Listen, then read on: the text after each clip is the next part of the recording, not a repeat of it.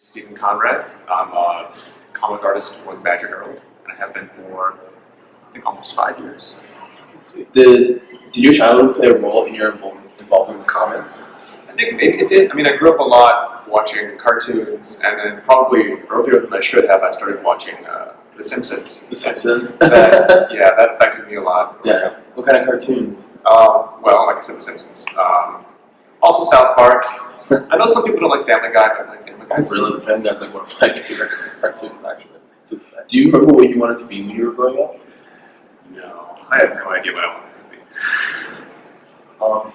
When did you begin to get involved with comics, and like basically what made you start getting involved with comics? Well, what happened once was over winter break, I was playing Scrabble with some friends, and like the worst part of Scrabble was waiting for people to move. So we were all kind of like doodling on pieces of paper, and people seemed to think things that I was drawing were pretty funny, and that was neat because like I always had ideas that I thought were funny, but I didn't think other people would think they were funny.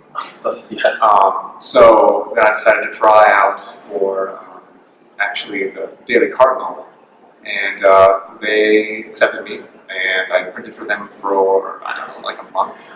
And then I moved to the Badger Herald, and I did that for years. And I tried doing some online stuff too. That didn't work so well. Oh, okay. Yeah. So what would you say is your inspiration, like artistically, for your comics? Artistically? You mean like the way it looks, or? That and like I guess yeah, let's go with that. I wouldn't say there really is an inspiration, because I just started out drawing almost stick figures because I just needed, something to tell the joke. And after years, it just kind of became what it was. So do your comics usually stem from like what's going on politically in the world, or from social, or? Not usually. No, I for some reason I didn't want to make jokes that derived from other things. I kind of wanted to be like their own contained. So do you consider your comics to be an art form? And I feel like I don't want to say yes because it almost seems like I'm kind of full of myself.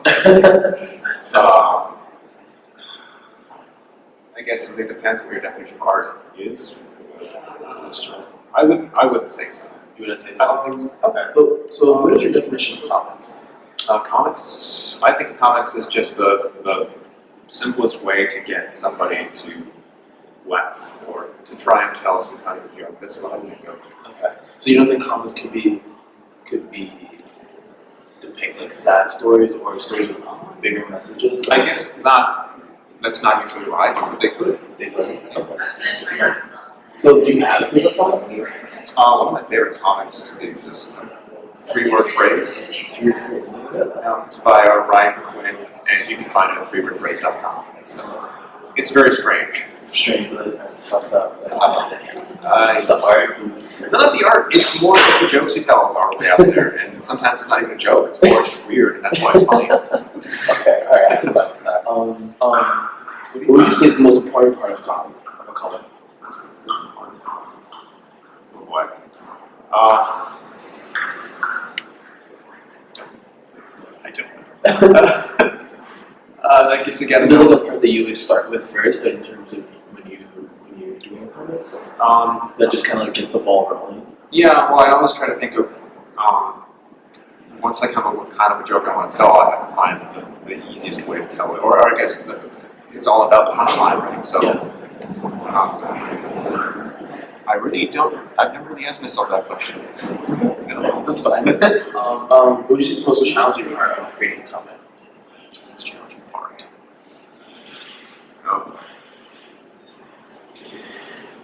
don't know. I mean, I've tried in the past to come up with, I come up with ideas, and then I have to try and ask myself if that's something that I think is funny, or what everybody else thinks is funny. Because sometimes I have ideas that I think are great and nobody likes them. And then sometimes I have ideas that I think are just like the throwaway comic for the week, and everybody thinks that's the best one.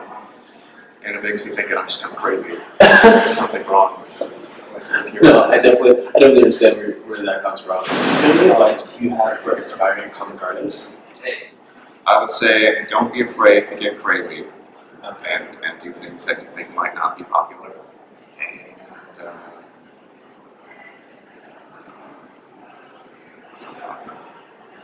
because sometimes I wonder still.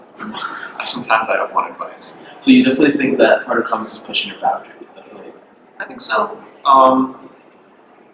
Well, definitely when it comes to creating anything, you want to try and reach farther than you're capable of doing, because you want to learn how to do it better. Mm-hmm. And the only way to do it is just kind of try. Would you consider a comic as a graphic novel? I would say a comic is not a graphic novel, because again, I think of comic strips. That's what I think of. Have you ever heard of Scott McCloud? I Scott McCloud he's a graphic novelist, and he wrote a book arguing that the more absurd a character is drawn, the more the reader can identify with the character. What do you think about that? That makes me think of. It makes me almost think of characters like Spock. Yes. And that the weirder it is, the more outsider they seem. The easier it is, I think, for people to relate to them. Because I think a lot of people see themselves as being different. Yeah. And so it's easy to see yourself relating to things. So, I think so. okay. Alright. How do you think comics as a whole has evolved throughout its lifespan? Where do you see comics headed for the future? This is interesting because I talked to somebody who used to write for the Herald a long time ago, and he told me how the origin of comics was that people wanted kids to be able to pick up a newspaper and start reading it, and then as they grew up, they would read it more and more, and that's where comics were, silly things for kids, and now it's like it's universal. But the problem that we have now is that print is kind of dying, and those papers are going away. And because those papers are going away, it's harder for people like me to say, I want to write for a paper because nobody wants it.